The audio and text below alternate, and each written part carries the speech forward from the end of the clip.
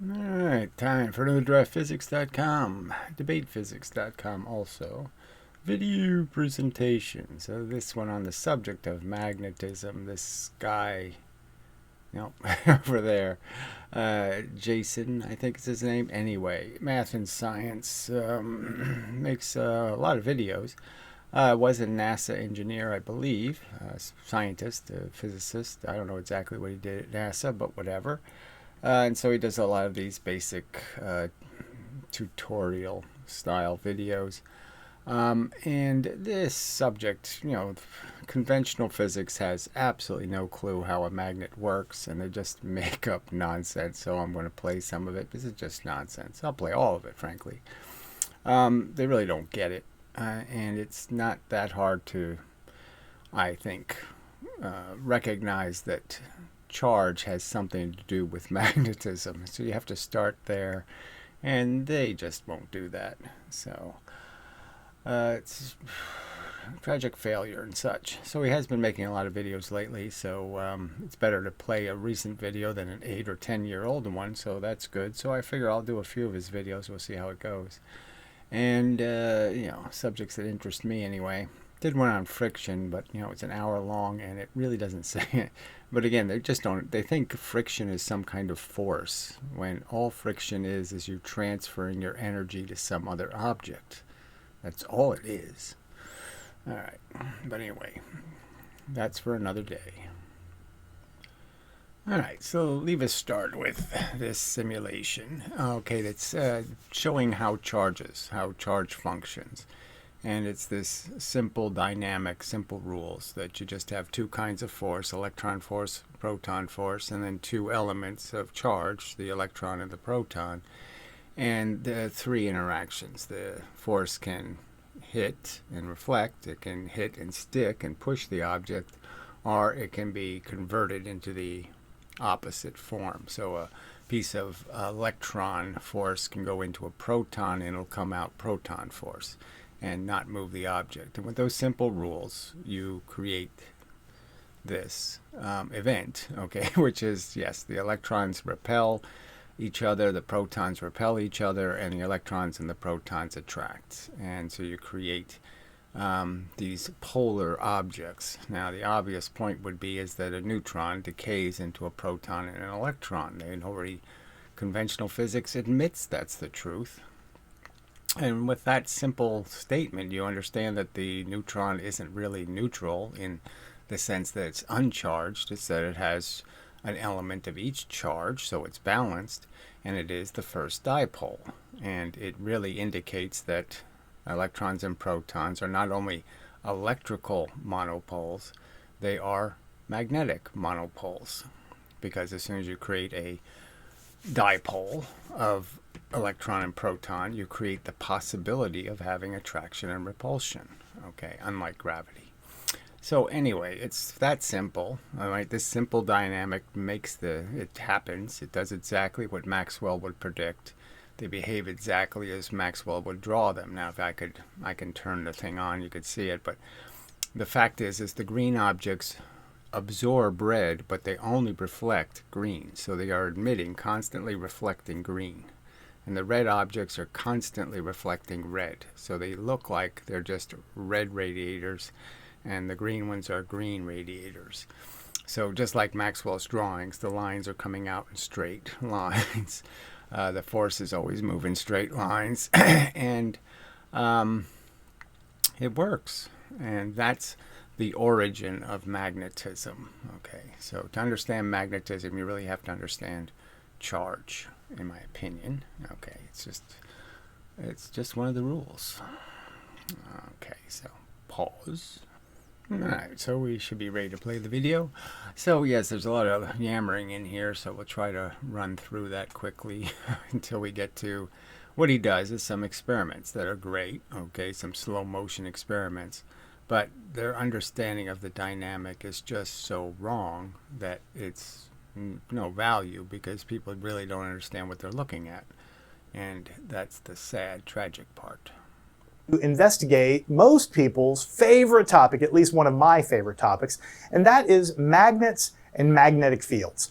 And so Yes, magnets are incredibly interesting objects. They're, you know, yeah, and especially the neodymium versions are so powerful, and they just make it so obvious, in terms of the, um, this magical force, but once you understand what's happening, not so magical. What I'd like to do here in the beginning is kind of talk a little bit about magnetic fields, but mostly I want to film it in slow motion. So we've all seen the... So you just did that, and you just showed it, so there's no point in doing this yammering part. Iron filings that you can sprinkle on top of magnetic fields, and you can see the... Right, so you're not sprinkling them on top of magnetic fields, in the sense that you're sprinkling them on top of a condition in space created by electrons and protons, that they have created a pattern moving through space. All right, they are like every other object in the universe. They are in equilibrium with the universe. That is, lots of stuff's going in, and that stuff has to come out. The cell phones are going through the electrons. Everything's going just like with us, and we have to radiate. All the energy that gets absorbed has to be radiated back into the universe. So all they're doing is like I'm doing. Yeah, I should really change my shirt, look a little more fashionable. So I could do that and just make a point. So I look a certain way, right? Okay, now I look different. Yeah, see? So that's what we do. We reflect the universe. And that's all that electrons and protons are doing. The energy is coming into them. The force is hitting them. They're reflecting it. And the fact is that the electrons reflect a different element of the stuff coming in, and the protons reflected the opposite element, what's left over, and so the two are yin-yanging with the energy that's hitting them, and it's really that simple. And so they're the actors that are creating the field, the vision that something's going to see. When it looks at it, it's going to see something, and it sees something different when it looks at an electron, and when it looks at a proton, it sees something different. And that's what's creating the ability for something to be affected by that change. So if an electron sees electron force, it's going to repel. If an electron sees the proton force, it's going to attract. And so the iron filings are not on some kind of line. They're just feeling the pressure of either their electrons are getting hit by too much electron force, or the protons are getting hit by too much proton force, and that's going to decide how they turn and move. And that's really that simple, and you can see that. So when they say field lines, those are arbitrary. They're only made up because the little filings are turning into magnets, and those magnets are all orienting the same way, north, north, north, side, north side, north side, north side. So they're repelling each other. So that's all that's happening. So there's no field lines. There's lines of force. And that's the big distinction. That's the thing Faraday and Maxwell sort of made a mess of, and ruined understanding of lines of force and such. So what do I have to do? I have to hit the button. So many things to keep track of. Yeah. Beautiful patterns, right? And what I would like to do is I'd like to show you that first, but then I would like to suspend a magnet in three-dimensional space with a string, and then I'd like to literally get my hands and throw the iron filings in the air so they kind of like float up. And so I don't know, he's talking about what he'd like to do. He already did it, so this is all kind of kind of bullshit. Kind of on top of the magnet and crisscross over. And then I would like to film that in slow motion. I would like to see, what do the iron filings do when they get... Yeah, maybe you ought to film in slow motion a Newton's cradle with uneven masses, a 1 mass and a 3 mass, and see if you can create free momentum. Get in proximity of the magnetic field. So this is his new intro. Yeah, it's all very physics girly. Frankly, it's all kind of, oh, isn't physics fun?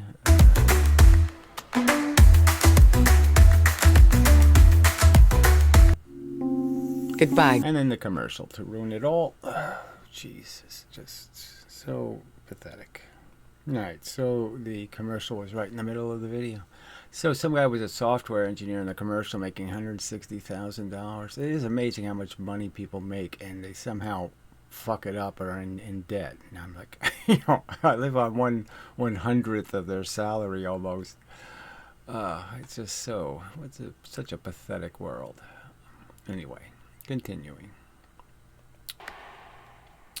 How exactly do they align themselves, and kind of zoom in on that and film it all in slow motion. I think it would be really cool, and that's what we're going to try to do today. So, of course, the video, though, it has the explanation part in it, and it's the explanation part that's just such bullshit.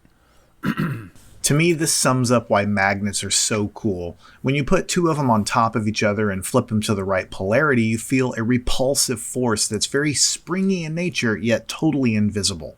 Now, classical theories of physics, and that just means physics theories that don't involve quantum. So this is the big problem, right, is to see, okay, what the magnet can make something do. They're doing this a contact surface in the way, a one-dimensional contact surface.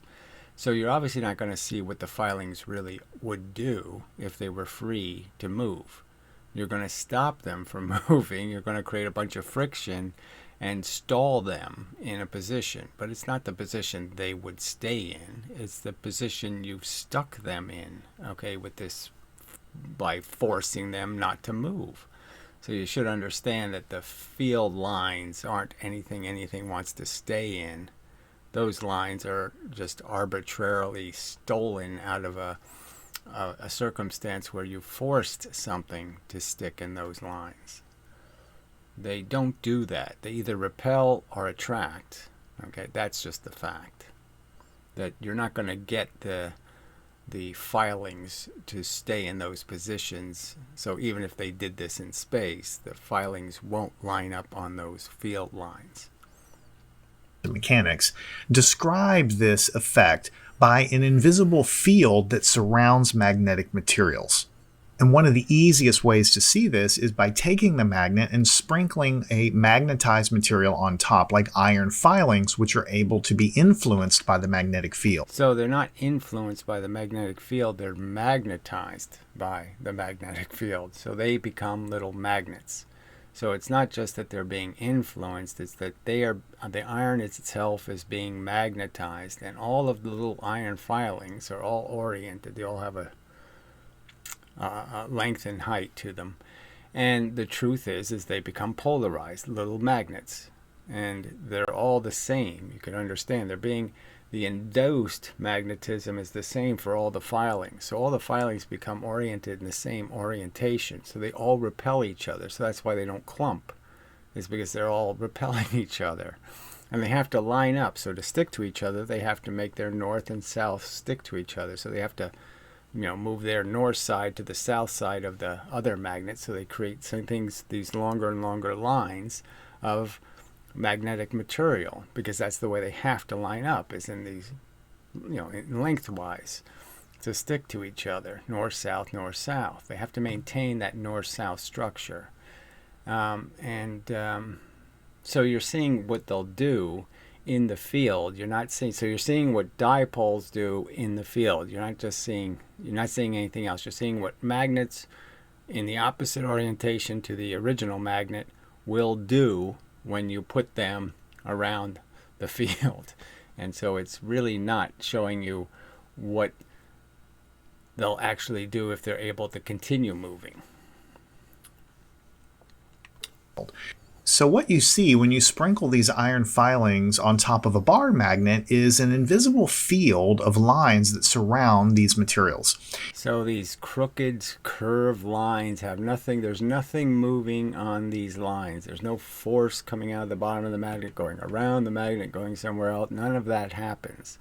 They're completely arbitrarily created by the fact that each individual magnet is seeing, a different current. And it's orienting itself to the current, the flow of red and green, you could argue. And that's all they're doing. So the the electron end, the north end of the created magnets are pointing to the south end of the other magnet and heading right for it. And they're all being turned to orient themselves to the strength of the magnetic field. And that's all that's taking place. So all of these lines, this idea of they're lining up, they're only lining up is because every one of those boats is repelling each other. So all of the new magnets created, all the little iron filings are all lining up. And when they start to line up in a big streak, that streak becomes another magnet and they're repelling each other. So that's why there's a gap between them. It's because they're repelling each other. They're all the same orientation, and they're all north-south, north-south. And so they can't stick together. They have to flip to stick together. All right.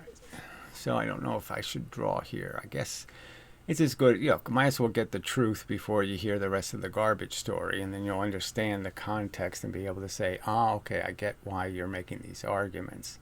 Is because there's a better way to understand this. All right, let's see if I can hit the right button. What the hell is it called? What the hell is... Oh, yeah, I want the camera. That's what I want. So I just want to turn that on. Look at that. It worked. Very good. All right, so as I has explained, okay, charges are just electrons and protons, and the Maxwell drawings would have been something, he'd have arrows going in and out, but they're all out arrows, frankly. And all you're really saying is that there are two different forces.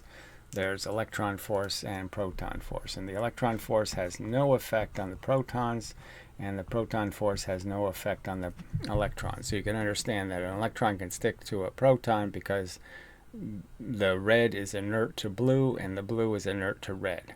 So they can't affect each other. But a red on red or a blue on blue, they can affect each other because now they're going to impose momentum.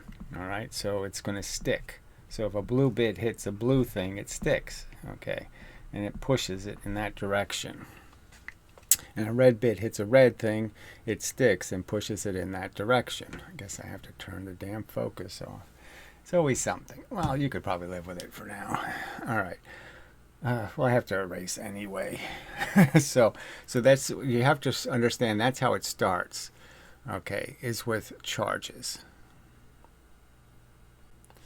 Ugh, can't change anything without everything getting broken. Anyway, so it's a limitation of the software, I suppose. Now there's a huge time delay. Anyway, it doesn't matter. Probably doesn't matter. Okay, so up here I'll draw it. So what you're really saying is this, okay, so then once you understand that, you're creating a dipole inside of atoms, there's lots of places where the nucleus has an electron next to a proton. And so you have the first dipole.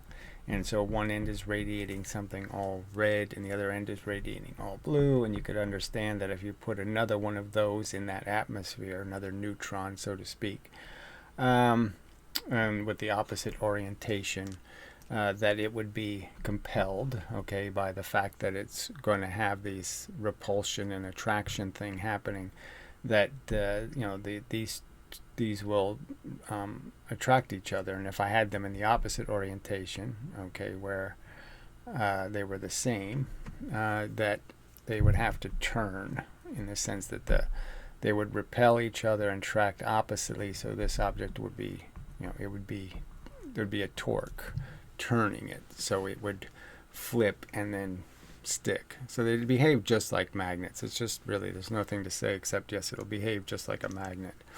It's not going to be any more complicated than that. So I would argue that a simple way to understand magnetism, okay, and why it doesn't, like say a magnet won't, if I put an electron in front of a magnet, it won't be pulled to the north side, and a proton won't be automatically pulled, okay? It's only in certain circumstances can you manipulate them with magnetic fields. So it's not obvious, okay, that they're so correlated. But so let's just say, if you understood that the magnet is made up of a bunch of these little magnets all lined up north, south, north, south, north, south, north, south, you can understand that, say, one side of the magnet, okay, would have, I'm just going to draw this much bigger than it would be, that the proton would be in a position and then two electrons would be in some other counterposition, and that's how they would be arranged. Is they're not going to be equidistant from the surface, let's say, and that the north end or south end, however you want to look at it, would have the opposite configuration, where the electrons are the ones that are on the outside, so to speak, and the protons are in the back. And so it's sort of like, you could think of it as being a kind of tunnel where you have sides that are one color and the bottom is this, so almost like a bullseye, you could say too. You could think of it like a bullseye. You can have a red center and then the next line is blue, or it can have a bullseye where the outside ring is red and the center is blue. All right, so I think this diagram is probably a little better in illustrating the point that these two things will create a different pattern of energy reflecting.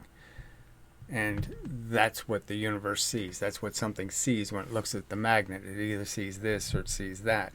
Now, if a single electron is looking at it, the other trick is, as we know from the fact that you can supercool, magnetic objects, and you end up with this, bizarre effects that can take place. And that's what supercooling is doing, is just stopping everything from moving. So you can sort of understand that if you were sending a pattern out into space that was based on just little tiny electrons and protons, so they're taking up tiny amounts of space, right? So we're talking about something that's very, very small, pattern of electrons and protons. I should just draw a few ahead of time like that, and then you'll get it. Now, you can understand that if there was an electron out there, well, I put him too far away. They're still too far away. Oh, God, technical stuff. All right. We don't need this second one. Okay.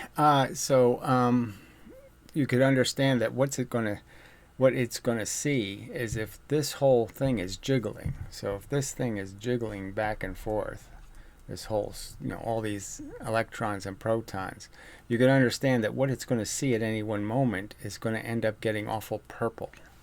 So from its perspective, the red's not going to be in the red position all the time, and the blue's not going to be in the blue position. So it can't just head for a location, because what's at that location is moving. And it's moving, just opposed to the other color. So the repulsive force and the attractive force are switching positions constantly from the electron's perspective. But the electron's a tiny little object also, and it's looking at a pattern that's constantly moving. So it really can't see, that, it's a static pattern, because it's not static from its perspective. So it has no hope of saying, okay, I'm attracted because there's an electron, I'll head for the electron. Because when it starts heading in that direction, all of a sudden it's a proton in that location.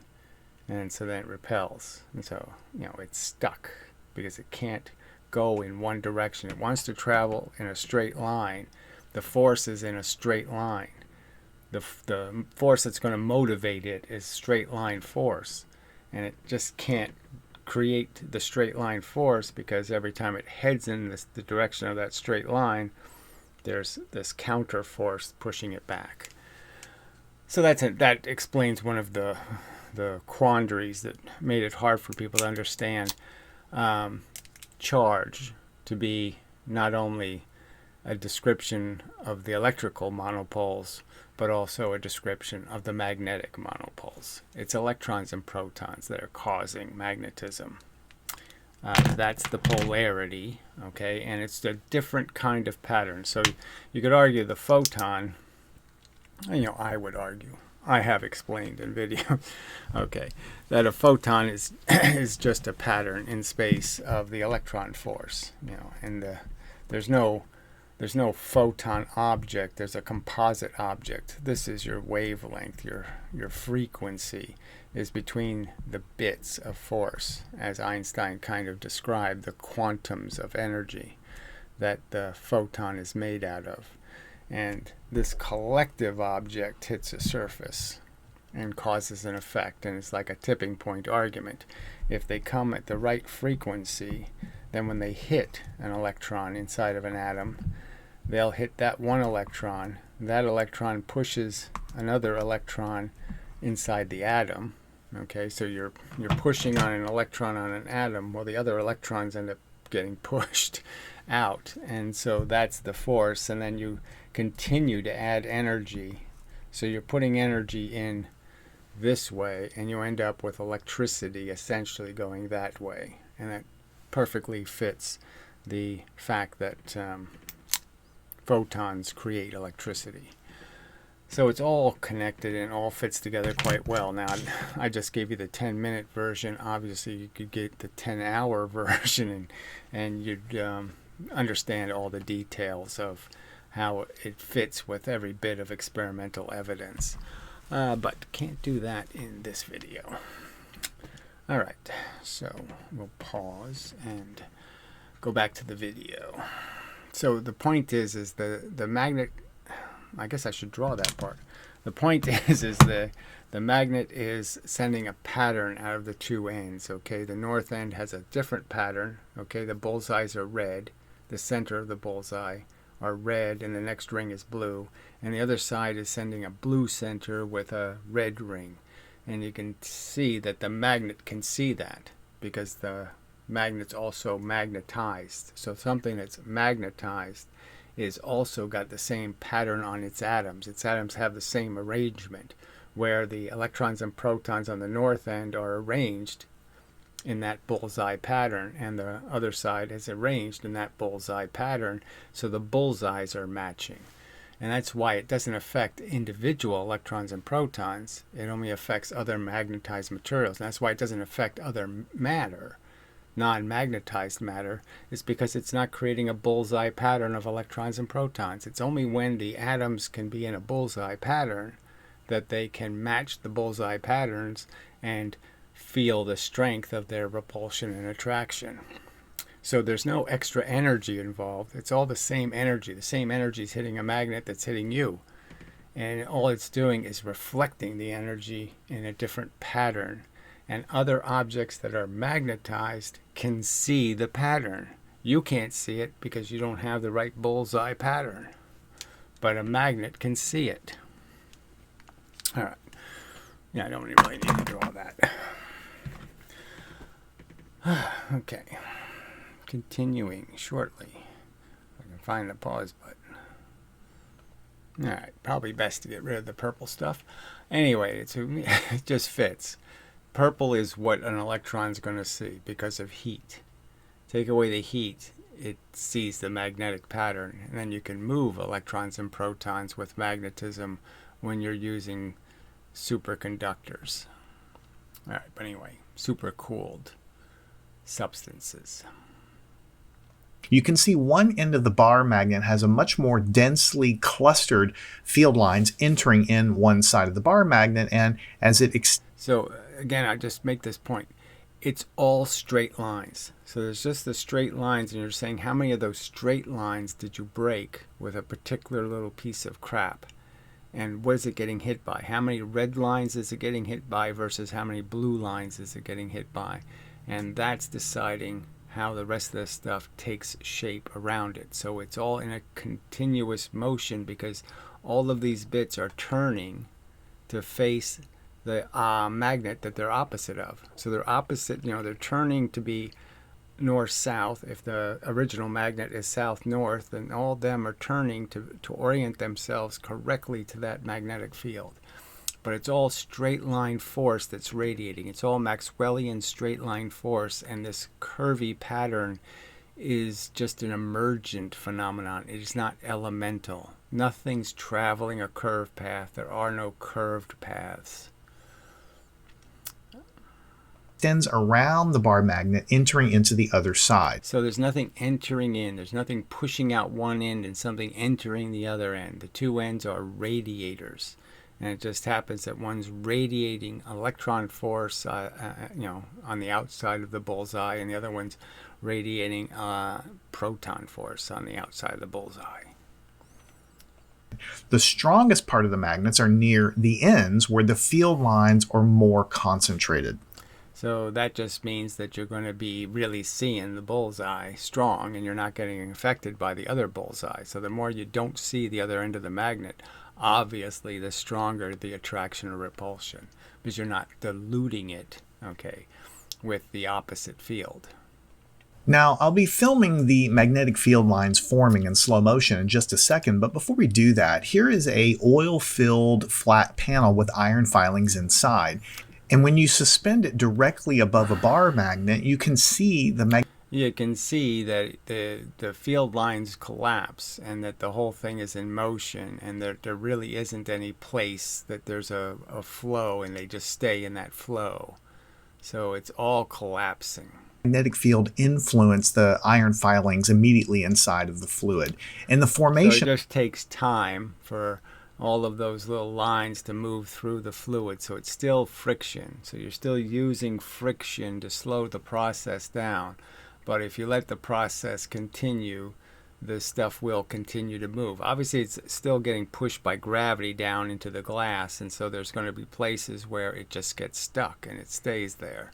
And once you have a line of magnetic material stuck there, the rest of the lines can't move. So once one sticks, then the rest of them can't flow, because they're really flowing. They're really in a condition where they're saying, what's next to me? And what's next to me is more important than what's way far away. So the inducing magnet loses its strength compared to the little filings right next to it that are repulsive. So it has repulsive filings on both sides of it. So obviously it doesn't go anywhere until they move. So it all moves the whole structure moves, or it all stays. Of the magnetic field, as you see, is very, very pronounced. And although it's only in a flat plane, you can imagine extending in 3 dimensions. So you can imagine it's stuck because of this flat plane. And the 3-dimensional part, again, is all of these magnets will eventually flip to the right orientation. They're opposite the original magnet, so they have the right orientation to just get moved right into the magnet. And that's what they'll do if you set them free. So if you get rid of the friction, they'll just fly into the magnet. All the way around the magnet itself. And as we slide the filings across the top, it's really cool to see the influence. Here Cool. Yeah. Here is iron filings. We're going to do a lot with iron filings, but here is just a fluid-filled box here full of iron filings. So with no magnet... So I don't want to say that these are just classical things I've been doing for decades, so this isn't much. Inside, you can see what's going on here. Let's drop this thing in here. I guess I should point out that like 10 years ago, maybe, on my porch... Well, it wasn't on my porch. Well, it was actually. So anyway, I bought a couple of really cheap but really nice microscopes, science surplus, and they had to be cleaned and all that crap to be any good. But anyway, so I put ferrofluid under a microscope, and you get the same idea as this slow motion film, in the sense you can really see an awful lot of detail because you're using very, very, very tiny filings essentially, and you can see what the field actually does when it's liberated to do it. And so it's not, there's nothing really new in this. And see what happens. We'll drop it in there and look at what happens there. You can see the magnetic field. So all the iron filings are instantly, pretty close to very quickly magnetized. And they're only magnetized while they're in the influence of a magnetic field. As soon as you take away the field, all their little bullseye pattern of their atoms disappears. They lose their bullseyes. They don't line up anymore, let's just say. So they lose that structure that makes them a magnet. So the simple truth is that they become magnets. This is what magnets do in a magnetic field. Immediately appear. In fact, it's a little more impressive if I close it off here, and you can see it's sort of attracting inside of there now. And if I give it a nice little shake. Yeah, it's clumping. And I'll try to get the angle with a couple of different cameras. So there's sort of a side. And they're all sticking out. When they stick, they go in north-south. They go in head first. Either all the south facers go into the north end, and the north facers, the boats, go in the way they're pointed, and they're still repelling each other. So that's why it gets all spiky, because all the boats have to stay a little bit of distance away from each other. So they end up creating all those spikes because they're repelling each other. View there. Let me kind of let it go so you can sort of see that. And then we'll do it with sort of the top view there.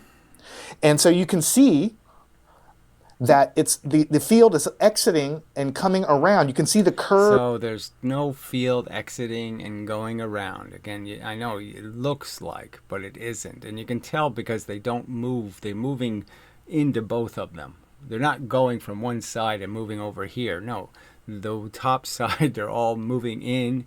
They're all moving in over here. So there's no evidence that there's any flow from one end to the other end.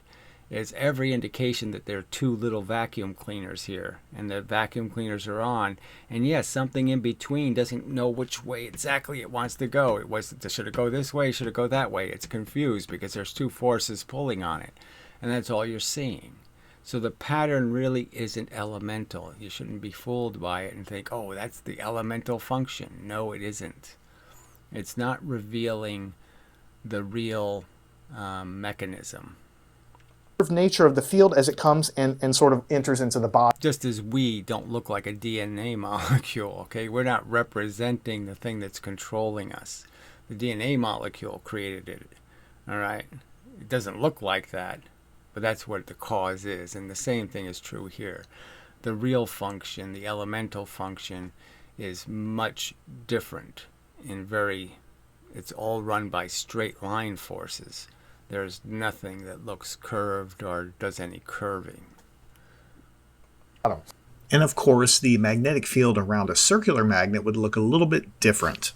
Now let's try to film the influence of this magnet. So this is interesting just because it kind of, it's not the same as a charged. Like if I did charge something, it would be positive and negative, and you'd end up with this inside part that could be a very confused area, where you could end up with a balance of the charges if you split this and one side was north and one side was south or something. But it's really not that orientation.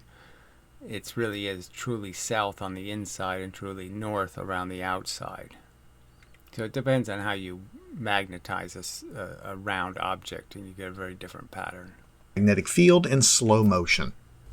Now here's our first attempt at slow motion. I've suspended a bar magnet and literally grabbed 2 handfuls of iron filings and threw them at the bar magnet. Right, so all you're going to see is they're flying into all these straight line forces and they're lining up. So there's the south end of their magnetism is lining up with the north end and the north end, and that's all that's happening. So you're watching, it's like if boats had a mechanism. You had a boat in the water, and the boat had a mechanism where when a light turned on, it pointed to the light.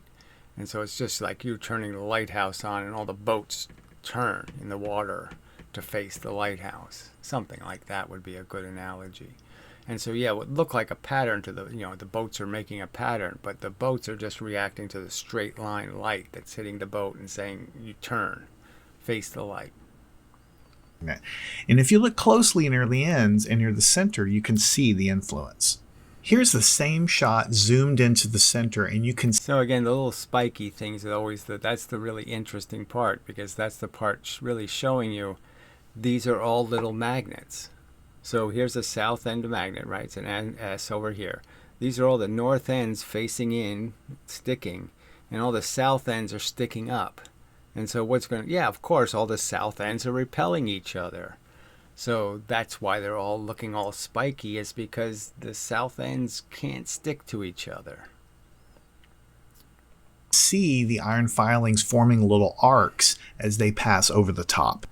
The next thing I did was to try to grab even more and throw a larger volume so you can see the clumpy nature of it. And you can actually see the influence even better when I threw more of... Well, what you really see is that if they're free to move, they clump really quickly and they just move right into the magnet, and that's their preference. They don't stay in any silly pattern going around the magnet, okay? There's no field lines that they get stuck in. There's no orbits. There's none of that crap. The iron filings. And you can see the magnet swinging back and forth on the string. As a point of reference, I grabbed some non-magnetic glitter that I threw in the same fashion. And you can see that when you throw glitter at this magnet, there's absolutely no influence from the magnetic field, or very minimal influence. So you end up with some influence in the sense that the objects are all charged, obviously, and so you'll end up with some stuff sticking because it's charged. As the glitter flies across the surface, you can see it following more or less a straight line or a parabolic trajectory under gravity, not really being attracted to either side of the magnet. And I want you to remember this picture whenever you compare it to how the magnet influences iron filings, which are magnetizable. So, and that's the key point, is that they are little magnets. So you're saying, what do little magnets do around a big magnet? So it shouldn't be understood that it's something elemental, because it is, you're really talking about two, dipoles, mechanisms that are polarized. We're so excited to share. Oh dear, well, I'm not excited, thank you. All right, starts off by saying this is one of his best throws. I would say probably this should have used a neodymium magnet. I mean, this would be so much better if he used a stronger magnet. I mean, regular iron magnets are pretty lame compared to the neodymium ones. I think I reduced the amount of iron filings in my fingers, and I tried to sprinkle it in a more dispersive way. In other words, tried not to make it so clumpy. And when these iron filings approach the magnet, I think you can see the influence. So you can see that, if you imagine straight line force, little lines where there's this pulling or pushing, you can really, it's straight lines. It's being controlled by a straight line force. A little bit more pronounced. Also, this is like gravity. Is at a higher frame rate, so things look a little slower. As we get close to the magnet, you can clearly see the arcing nature of the magnetic field, and you can almost see some. And you can see how these things clumped right away. So the iron filings that were close to each other clumped right up. As soon as they had the magnetism induced in them, they flipped, connected to each other, and turned themselves into bigger pieces of magnetic material. So again, the ferrofluid does the same thing. It becomes, they clump. Some of these iron filings orbiting and kind of being flung around the end of the bar magnet where the magnetic field is the strongest. Now, every once in a while, you have a pretty good idea, and I think this is one of them. You can't tell too much here, but I actually twisted the magnet and let it rotate in 3D space. And so I caught an angle shot where the iron filings are approaching sort of obliquely from the side. And I think what's awesome about this is the filings kind of orbit around. They're kind of captured by the magnetic force and kind of get slung around and thrown. So it's not much different then. Like I said, they're all oriented. They've all pointed in the right direction to be attracted. And so they really are attracted, but they have a momentum that's dragging them away from the place they're attracted. So the force of the magnetism isn't strong enough unless they get close to the magnet. Then the strength of that force will be stronger than their momentum away, and they'll be pulled in. Around as they're attracted to the magnet. Now this was cool. Here's a circular magnet where I throw the iron filings, and if you watch closely, as you see the iron filings go toward the center of the open area in the middle there, they get rapidly attracted from the inside, and it almost looks like some kind of vortex or black hole. So they're flying into two different magnetic orientations. So their magnetism is being reversed. As they move through the field, they're being, they go from being north-south to south-north. Now, it's still the same repulsion rule, so their repulsion to each other doesn't change, but their actual orientation is changing. So they go into the magnetic field north-south, and they come out of the magnetic field south-north. As they rapidly go to the center and then are attracted to the inside of that annular ring. I think that's worth a close-up look at how the magnetic field influences the iron filing lens, showing the very end of the bar magnet where the field is strongest. And you can really see those iron filings being stretched. And oh my gosh, approve the emergency fire blanket by Prepared Hero. All you do is pull it out by the tabs, cover the fire, and it's done. And it's fire resistant. All right, we're somewhere around where we're supposed to be. There's a similar close-up shot with even more iron filings, so it clumps even more, and you can really see the So you can just see how they're all sticking out, and they can't stick to each other because their magnetic orientation is the same. So they're attracted to the opposite magnet that created their magnetism, and they've oriented themselves to it, but they can't fix the fact that they're repelling each other. influence as it stretches out these iron filings and attracts them violently to the end there. Now here's a little fun shot where I wave the magnet back and forth just above a line of iron filings. And as they come under the influence of the magnetic field, they begin to kind of clump together and kind of like leap off of the page, resembling kind of like little spaceships launching into the sky or something like that. And they get drawn in these long tendrils of these spikes. And again, they have to do it because they have to keep their magnetic fields coherent. So the norths have to stick to the souths, the norths have to stick to the south. So they have to orient themselves so they can stick to each other. Spiky formations before detaching and launching themselves up to the magnet. I think in slow motion it really adds a lot to the magic of what's really happening here. So now that we So in a way you can see the straight line force. You can see the influence because as they clump, they spread. And they're just illustrating that the lines of force are straight line force, and they're lining up on those lines of force. we've looked in slow motion how magnetic fields really behave and how they influence. So lines of force and field lines, two different things, two different concepts. Maxwell drew lines of force. The field lines, okay, that he also drew are the product of the lines of force. Matter that's able to be magnetized around it in the magnetic field. Let's take a few minutes to dive a little bit deeper into the concept of a magnetic field. Specifically, how do magnets attract and repel? So he's not going to come anywhere close to answering that question. So it's just, it's way above their pay grade, so to speak. So they way over promise here. Like, we're going to explain why magnets are magnetic, and they're not. Each other. Here is a bar magnet, right? They're just going to tell us what we already know, that they attract and repel. There's not going to be any mechanism causing the effect. Here is another bar magnet. All bar magnets have some north and south pole. I'm going to draw this one north-south. I'm going to draw this one north-south. Now, how are these things going to behave? So this is almost Ken Wheeler physics. It's so bad. So, in terms of pretending that he's going to make those silly arbitrary field lines, he's going to try to make those field lines creating the repulsion, and it's not the mechanism.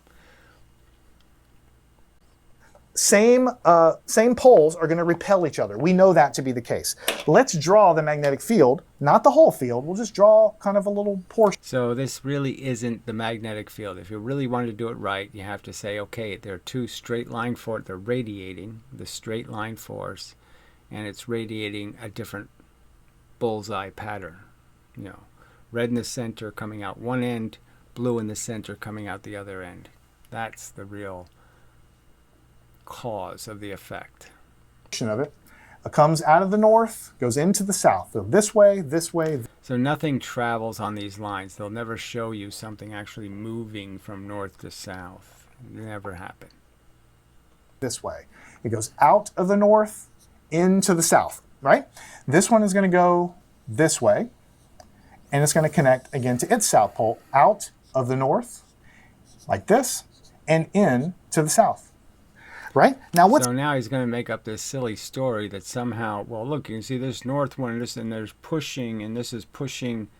Well, the other side there, the south would be pulling, and the south would be pulling. The two things would be pulling into each other. So that won't work as an explanation. We know south to south will do the same thing as north to north. So we know it doesn't have anything to do with these silly arrows. What's going to happen as we push these things closer together? Notice that the direction of these arrows are kind of pointed at odds with each other, but the closer I get them. So look what he's doing. So if he just reversed it, right? Just put the south pole to the south pole, well, then he'll have the opposite arrows. He'll have arrows going in on both sides, which would be incredible attraction, right? I mean, they're both pulling in, and whatever's in between is getting, they'd be attracting each other. So it's clearly not the right explanation. It's clearly just nonsense. What's going to happen is they're going to be sort of additive. Yes, you can think of it as a vector. You can think of it, some of it points. So just ridiculous. It's not a vector. It's not pointing. It's not doing any of that. The north side is repelling the north side because it can see only the repulsive forces between the electrons and protons. All the electrons and protons are lined up in those two faces, okay, with the same pattern. And that pattern match means that the electrons see the electrons, and it means the protons see the protons, and they're repelling each other. This way, and some of it pointed up. So you are going to have a cancellation in the portions that are pointed at each other, but you are going to have a portion pointed up. And as you get them closer together, that's going to get bigger and bigger and bigger. The portion pointing up is going to get less and less and less, right? So it doesn't even say that right? You can see the curvature here, right? So obviously as you get the magnets closer to each other, all that curvature starts to disappear, and all you have is the straight line part, the part going out. So he didn't even explain that part honestly. But again, if I just flip these two, south over here and south over here, then he has all in arrows, and he can't possibly make this nonsensical explanation. So they're going to be additive inside. They're in general pointed in the same direction. So you're going to have strong field inside of here. And you'd have a very weak field between the two souths. Oh, but they're just as repulsive, so that doesn't work, does it? No, of course it doesn't work. It's nonsense. As you push them together, because you can see they're sort of pointed, not exactly in the same direction, but as they get closer together, they're going to be more and more, if you can think about the ones coming this way, they're going to be aligned up more and more, and it's going to get very, very strong magnetic field in the center. So the magnetic... Just ridiculous. Magnetic field, you square it, and then you divide by two numbers. This is a number and this is a number. So basically the energy density is just related to the magnetic field strength squared. So it really isn't. It's just the inverse square law again, okay? And this is just a perverse way of writing it. But it's just the same basic mechanism. It's straight line force. It's going to decide how much the magnets will degrade in their attractiveness to each other by the same kind of rules as gravity. The higher the magnetic field, the more energy it stores, right? So this energy idea that it takes energy to push things into arrangements, period. But there's the idea that there's energy stored in a magnet, that somehow if you blew up magnets, they have more E equals mc squared energy, is nonsense. They don't. So they don't really store energy themselves. You store electricity. You can store lots of stuff. So you can store electricity in wires. You can store things. You have a coil of wire. So that magnetism, you can understand the storage because it's in the electrons in the wire. But there is no storage in just a plain magnet. We can build electronic devices, coils of wire that store lots of energy. Right. The coils of wire are coils of electrons. I mean, you've coiled a bunch of electrons. That's why you can, with potential, you're storing the electrical potential of the extra electrons. If you don't have extra electrons or an absence of electrons in the wire, you're not going to have any stored energy or potential for the atoms to restore to their balance. So you have to have imbalance, electrical imbalance in the coil of wire, or it doesn't store anything. Magnetic fields that can be released in other situations, right? In circuits, for instance. The best way to think about stored energy is a rubber band. If I pull a rubber band, I'm storing energy in that rubber band. How is it stored? In the electric attraction between... Right. So if you're pulling electrons out of something or pushing electrons into something, you're creating the same kind of magnetic tension. You've created too many electrons. There's lots of force pushing them apart. Too few means that you have now a bunch of pressure to attract more electrons.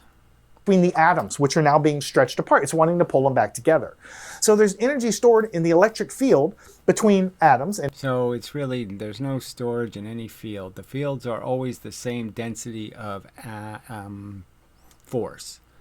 And all you can do is change the pattern in the field. So the magnets don't make any extra energy. They're just reflecting, just like I'm reflecting a certain amount. And all it means is they are reflecting with a pattern, and the pattern affects things that can see the pattern. But the energy is the same energy. It's just that it obviously makes a difference whether you hit an electron with electron force or you hit it with proton force. You'll get a different outcome. Electrons, and there's energy stored in the magnetic field that exists in space. And that how So it's just nonsense. There's no magnetic field in space. There's only the same energy that pushes on everything else. And obviously, the deeper you go into empty space, of course, there can't be any of this pattern that could be visible because it breaks down so rapidly by the inverse square law. where the magnetic field is strongest, then the energy is going to be higher. But the stronger the magnetic field, the more energy is stored. So you have to think about how does the universe operate. So there really is. There's no storage in a magnet. There's no storage by throwing iron filings at the magnet. You didn't store any energy. So all of that's just not. It's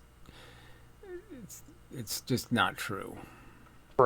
The universe operates by going from high energy to low energy. So this has just nothing to do with magnets. Absolutely zero to do with magnets. So nothing. It just can't have anything to do with. Again, magnets are not excreting more energy. It's the same amount of energy, same amount of heat is coming off the magnet, same amount of radiation, same amount of force. And it's just the fact that something that is itself also polarized can see the polarized field, and something that's not polarized can't see it. All right, let's continue. This marker has potential energy from the gravity. So it doesn't have any potential energy. It's a boat sitting on the side of a stream. Until you put it in the stream, it has no potential. It has nothing. It isn't in any way changed. It's just waiting for you to let it freely flow in the water. If you're holding the boat and stopping the water from moving it, it doesn't mean the boat has potential. The stream has potential to give the boat momentum. Gravitational field of Earth. Here it is at a high potential energy. No, here it is sitting in the stream, and now I'm holding it, and I can feel the pressure of holding it. I understand I'm stopping it from flowing with the stream, so I'm stopping the wind from blowing it. I'm stopping it from moving, so I feel the pressure. Not a surprise. The thing itself has no energy, quote unquote. It has to acquire it through the process of being rubbed on by gravity. When I let it go, The stream of gravity. it's going to move down to a lower potential energy because it's closer to the ground. Everything in general wants to travel towards lower energy. So it's not lower energy. So obviously the closer it gets to the Earth's surface, it's frankly increasing its gravitational weight. So, and then it's not until you go inside the Earth or deeper into the Earth that you could possibly weigh less. But the point is you'd be under higher pressure. That is, the external stuff next to you would be pushing on you aggressively. If you start asking me questions like, well, why does everything try to go to lower energy? I am sorry, I can't help you. Okay, so yes, exactly. You can't help anybody do science because you just have a completely back-ass word. The fact is that gravity is constantly creating pressure, and then we like it when we can break something and the pressure flies out and we can use that energy.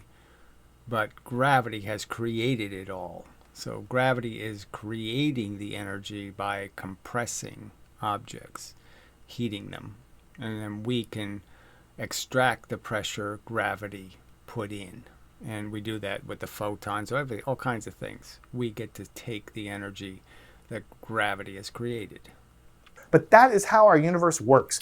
The rules that are in place are that things tend to wind down to. So there's no winding down. Again, the universe is not winding down. It's building, it's storing energy in the batteries of clump. Every time it makes a clump, it makes storage. Everything clumped gets hot. Fact. So I can't believe it. They work for NASA, and NASA doesn't know that objects are hot because of the force of gravity? They haven't figured that out? That the intense pressure being created inside the core of all big objects is exactly what gravity caused? That all of that heat is caused by gravity? I have to explain that to scientists, NASA scientists? Amazing. Towards lower energy. When you drop things, they go from high energy to low energy. When you have So again, obviously they don't go into any low energy. They hit the ground harder and harder. temperature, a very hot cup of water, it tends to cool off because it's going from high energy, high movement of the atoms to low energy, low movement of the atoms. So, and again, there's no evidence that's what the universe is doing. So there's just no evidence they get their energy from the Poofter god and they just excrete it and lose it. No, the fact is the gravity, the very thing you're radiating, the heat you radiate, pushes on the rest of the universe and heats it. So everything is just a conservation of heat. When you stretch a rubber band, that's high energy. You let it go, it goes to low energy state. And if you try... You can't be extracting energy from one part of the universe without some other part of the universe pushing it back in. To push these magnets together, it's going to be trying to make a stronger and stronger magnetic field in the center, which is going to raise the energy always is on the move. Again, when something cools off, something else just got hotter. Just a fact. The heat doesn't go nowhere. It bangs into something else. The energy of the magnetic of the energy stored there, and the universe never wants to go to a higher energy state. So it's doing it all the time. So it's just ridiculous. Every single time an asteroid sticks to the Earth or any other planetoid, the fact is it just gained energy. It just got hotter. It goes against the laws of nature. So when you put two magnets together, because the magnetic field's trying to get stronger in the middle, storing more energy, it's going to resist that. In other words, I have to put work in to store the energy there. So again, they didn't store anything, okay? The energy is just there because it is, okay? Everything's hot, and the heat can hit each other in one circumstance, and the heat misses each other in the other circumstance. It's that kind of simple. Say that again. I have to put work. There's the same movement on the south end as there is on the north end. It's just that they're out of phase, you could argue. And so it's like you blink in and out of existence. And so you don't exist when that side pushes. You only exist when the other one does because you're on the half second or something. So there's different ways you could sort of understand it. There's different analogies that do a half-assed job of explaining it. But that's the real feature, is that it's like when the north is facing the north, the punches, the force they're throwing, each one hits. And when it's south-north, the south side is missing the north punches and the north side is missing the south punches. From my chemical reactions in my muscles, I have to do work on the magnets to store the energy that is now higher between the magnets. Because when I put them together and force them together and hold them there, then I've now stored energy in the field. Where did the... Yeah, so it's just, again, it's a straight line force. Any repulsion that exists just gets stronger and stronger because you're cutting more lines of force, more photons. If they were lights and you were pushing the lights closer and closer, there'd be more photons in between the two lights. You know, it's not a big surprise. It's more force. Energy come from? It came from my muscles. Where did that energy come from? It came from the food I ate. Where did that energy come from? The chemical bonds of the food I had. So the energy came from... Where did that energy come from? The sun. The heat. Heat made that. Heat made your food. From somewhere, the food, and into the magnetic field. When I let it go, they tend to push apart because the energy is then released and everything, the universe... So again, it's just kind of obvious. The universe is storing heat, okay, in big material objects. There's a little lag. The energy doesn't go in and come right the fuck out. That's the gravity. You're falling in. Is the fact that it takes longer for the heat to get through material objects. So there's a heat lag. There's more heat hitting you from the upside than from the bottom side, because there's a bunch of it stuck trying to get to you in the earth, and it can't get to you. So you're in a differential constantly, and that's what you fall in, is a differential in the heat, the radiation of the universe. Tries to move towards lower energy states. Just like the marker goes from high to low, the child on the slide goes from high to low, the rubber band goes from high to low, the cup of coffee goes from hot to cold, high energy to low energy. So again, it's just the opposite, okay? The closer you are to the surface of the earth, the higher the pressure. That's why they repel, because as you push them together, you're trying to make the field stronger there, which means more energy there. It's like trying to go uphill on a slide. You're going to have to fight and do energy and work on yourself to climb a flight of stairs. That's just the way the universe works. So again, more blah, blah, blah, how the universe works. No, there's a force differential that you're in. That's called gravity. All right? It's just as simple as there's more heat above you, less heat below you, and you are... just like convection, you move in that differential. Now, let us talk about the opposite situation. Let's talk about the situation where now I have 2 bar magnets, and instead of this, I put this. So now he's going to do north-south. So he didn't do south-south, where he'd have to be stuck with all the arrows going in and explain how it isn't a great suck that just sticks them right to each other. So again, his analogy and explanation was just on its face garbage, because it doesn't work for both magnetic fields, both poles. As the North Pole here, and I put this as the South Pole here. You already know what's going to happen. Opposites attract, so they're going to come together. Let's see if we can understand it. The magnetic field exits and enters here, exits, enters here, it comes out here. There's no entering and exiting. It's nothing like that. There's blue light bulb and red light bulb, essentially.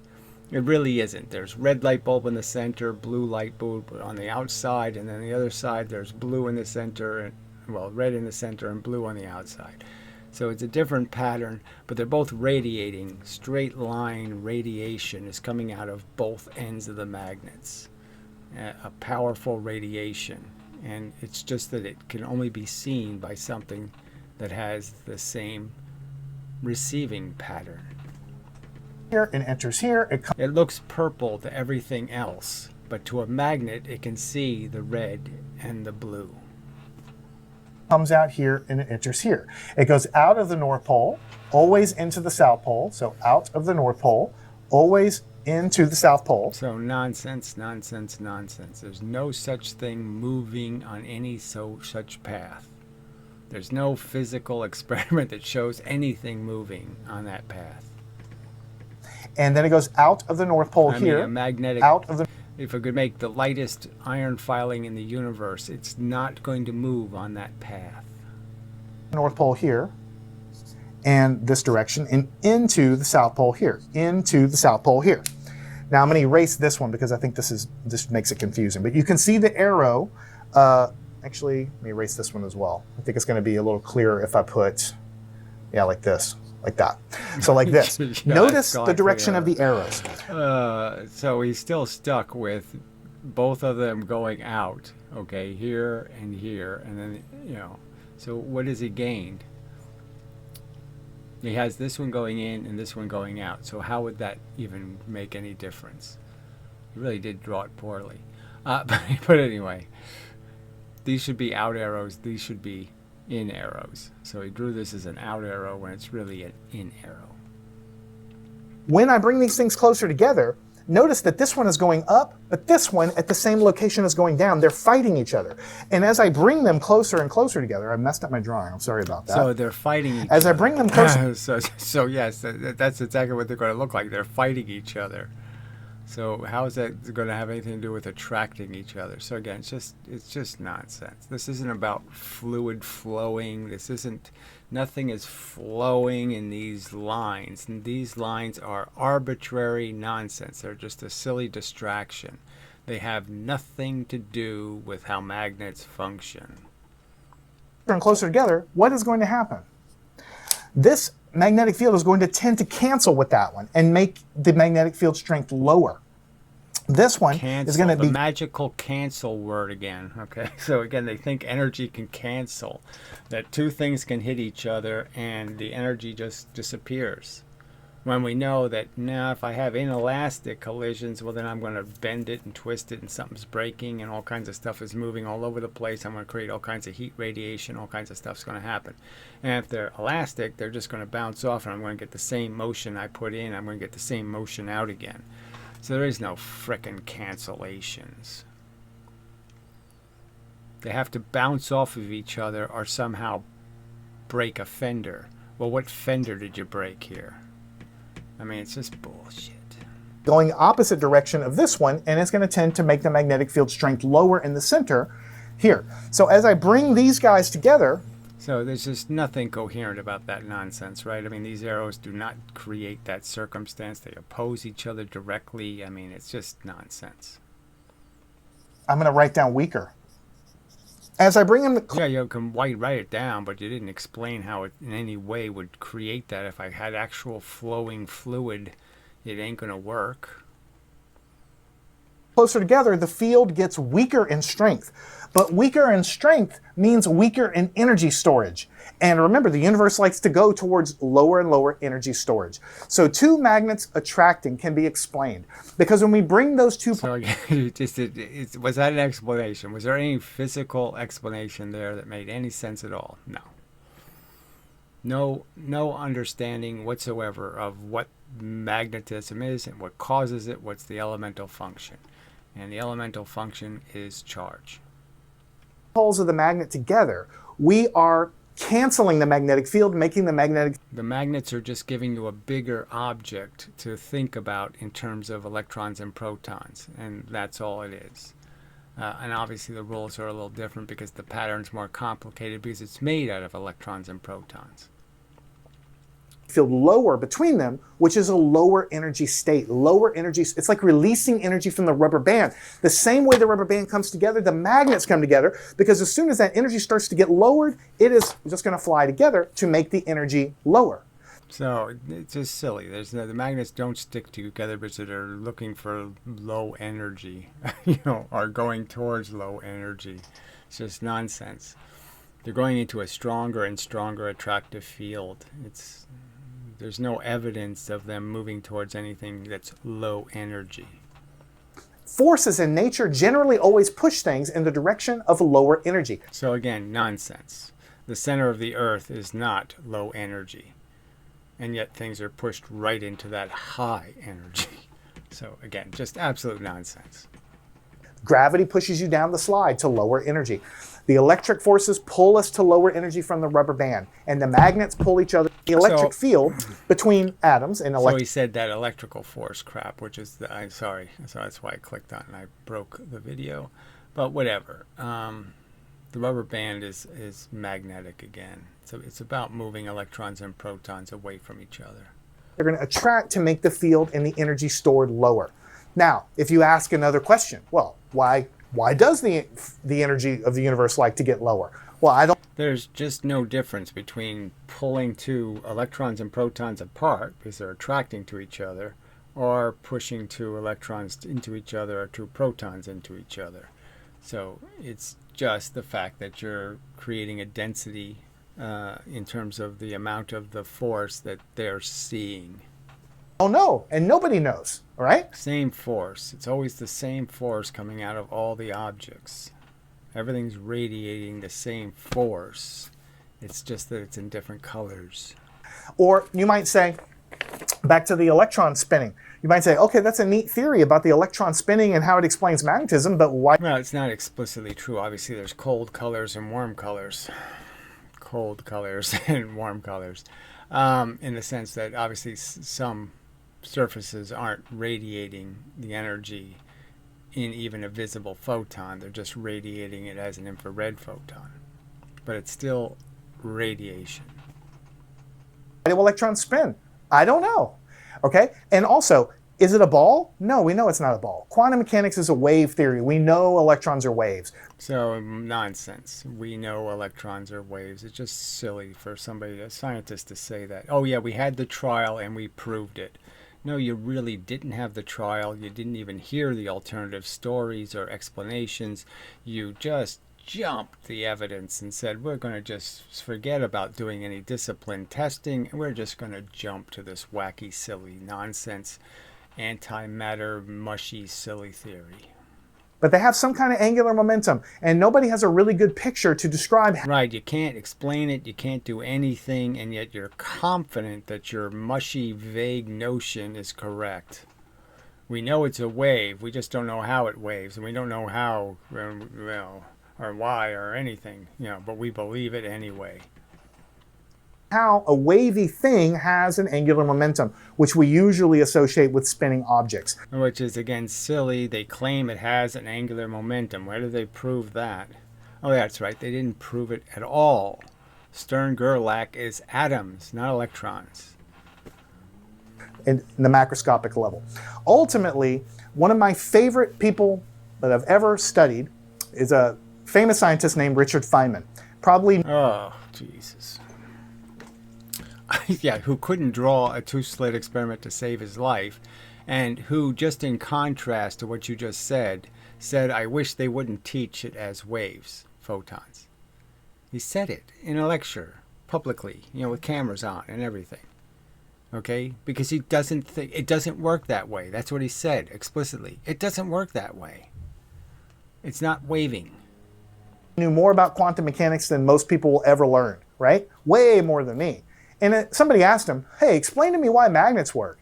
And he thought about it, and he gave about a... Yeah, that's right. He thought about it, and he started talking about people breaking their hip on ice. He didn't, yeah. Took him a long time to get to, I don't know. 20-minute answer, and ultimately concluded, I can't explain it to you because once you... You're too stupid. That's what he said. Okay, I can't explain it to you because you're too stupid. That's what he actually said, okay? I mean, you can pretend he said something else, but he said, look, it's too complicated. There's no point. I'm going to explain all of this nuclear physics to you? You're too stupid for that. So the answer is you're too stupid for the answer. But Feynman doesn't know how it worked either. Continue asking questions, you get down to the point beyond which anyone has any answers to anything. So all we do in science is we have models of nature, right? Do magnetic field lines exist? Not sure. They're a great calculational tool. Oh, okay. do they exist? You just explained how they did stuff, and now you're saying do they exist? So obviously they exist. The patterns are created, but they're not elemental. There's no elemental force moving on these silly lines. To calculate how things will behave, though. Well, do electrons really spin? Not sure. Probably not. But it's a great calculational tool. Oh, why? Why is it great? What did you calculate? Again, you can't even calculate thrust properly. You can't even understand how a frickin' rocket works. Momentum landed us on the moon. Understanding momentum landed us on the moon. Not understanding kinetic energy.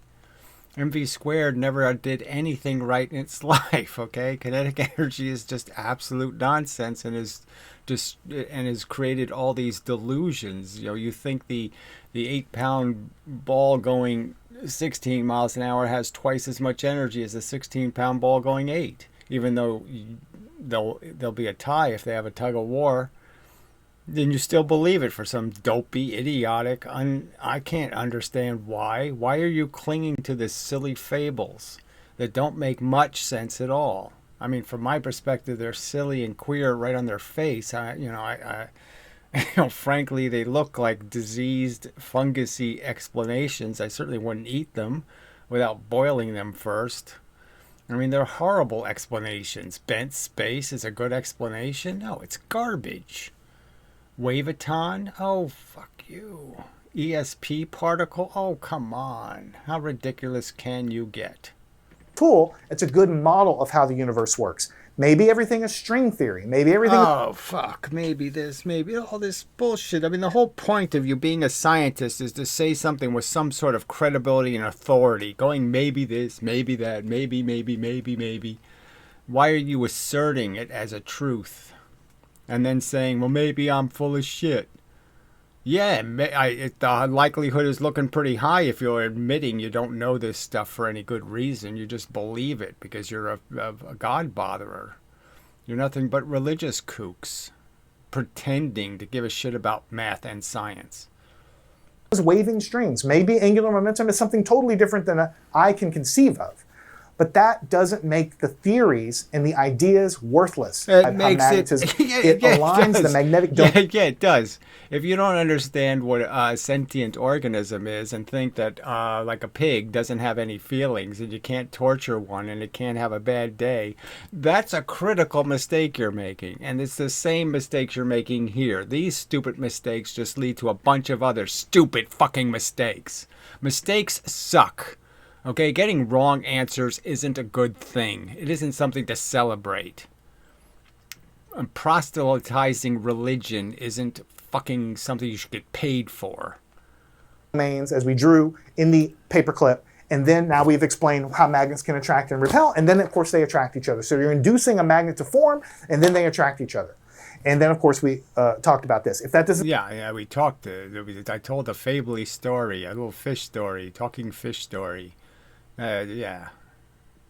That's not science. Doesn't satisfy you, well, join the club. It doesn't totally satisfy me either, but I think it's the best humanity can do. Oh, brother. You haven't tried. Where's there evidence that you've tried anything? You never even measured 4 pounds dropped 1 foot and 1 pound dropped 4 feet to see if there's the same energy. You've never even done any of these experiments. You haven't tried anything. All you do is keep looking at the clouds and keep making up stories about how the rhinoceros is going to stick its horn in the butt of the giraffe. With just make... Or more likely, the Bugs Bunny is, going to, do something nasty to the Daffy Duck. Making better and better models to describe our world. Well, I really appreciate everybody for hanging out with me today. Magnets really and truly was one of the first things I ever became interested in science. Still, yes, it's a, I mean, it's a little bit embarrassing, but I'm just saying, okay, so my adventure in nursery school. So yeah, I saw magnets. They had these little letters that stuck to the whiteboard, right? And I was like, how the fuck does that, So I was fascinated. So, when everybody's out of the room, I said, oh yeah, there's this little black thing that was stuck in the plastic. I'm saying that did it. And, well, I stole the magnets, right? And so they figured out that nothing was sticking anymore, and they did catch me because obviously I brought the magnets home and had to show everybody magnets, and this was just so impressive and blah, blah, blah, blah, blah. I'm not sure I did that, actually, but I still got caught. And so, yeah, it was the first thing I stole, and, it was a bit of low character, but yes, I had to own magnets. I had to have some. It just didn't seem right that I didn't have any of my own magnets. I like to make things into, I had a pet lizard and a pet snail, and, I liked collecting things. Still one of the most fascinating things that I've ever observed. I think it's fun playing around with them. And I wanted to do something a little different. I think I'll eventually film these with different lighting and a slightly different setup. I think there's a million ways to go, but I hope you agree that I think this is an interesting way to look at the situation. Since you have it all wrong, I don't think it's very interesting. So yeah, I can't think off the top of my head all these magnetic experiments that need to be done. The fact that you can overwhelm a magnet, there's a limit to how much a magnet can magnetize. And those kind of things are interesting, just in the sense that shows the penetration, that there's the inverse square law is degrading the magnetism. And it might be more than an inverse square. It might be a cubed rule for magnets, actually, because it is a different kind of pattern that you're sending, and the pattern is expanding in 2 dimensions, and it's a 2-dimensional pattern expanding in 2 dimensions. So the fact that you're expanding a pattern also makes a difference. And to kind of visualize that 3-dimensional field that surrounds a magnet. And the heat argument is a big one. I mean, it took me a long time to figure that part out. That's why you can't attract electrons and protons by just sticking a magnet, is because the field is constantly doing this. Anyway, the thing creating the field. The electrons and protons are constantly moving way too much for a single electron to be able to see the pattern. And how it can influence iron particles, which are magnetizable or magnetic materials in a... Right, so the iron and the neodymium and the nickel and a couple other things that you can actually magnetize just means that you can create the pattern of electrons and protons that will become visible to other things that can create that pattern of electrons and protons. Space around a magnet. Please. I think the simplest way to understand it is like a bullseye. Blue in the center, red on the outside, versus red in the center, blue on the outside. And that just has to do with whether the electron is in the back or the electrons are forward. If the electrons are forward, they're big, okay, and take up a lot of space. If they're in the back, they're small, okay, and they don't take up much space, that kind of thing. But that's what's causing the difference in the patterns. Do drop me a line. I'd really like to know. Yeah, you really don't want to know. What do you think? Do you want more detail, less detail? What topics do you want? Please. Kinetic energy, kinetic energy, kinetic energy. Why don't you explain all the big proof experiments where you showed it takes 25 times the fuel to move something 5 times as fast, or that something going 5 times faster does 25 times the work? Why don't you show me some of that? Show me the 10-ton train having the crap kicked out of it by the 5-ton train going twice as fast. Show me that. Please drop me a line. I read every comment, and I'll see you in the next one. I say bullshit to that. I don't think you do. But whatever. All right, so enough of a video and such and so forth and whatnot. So keep doing this kind of stuff, and we'll continue not to get any response from these cowards and such.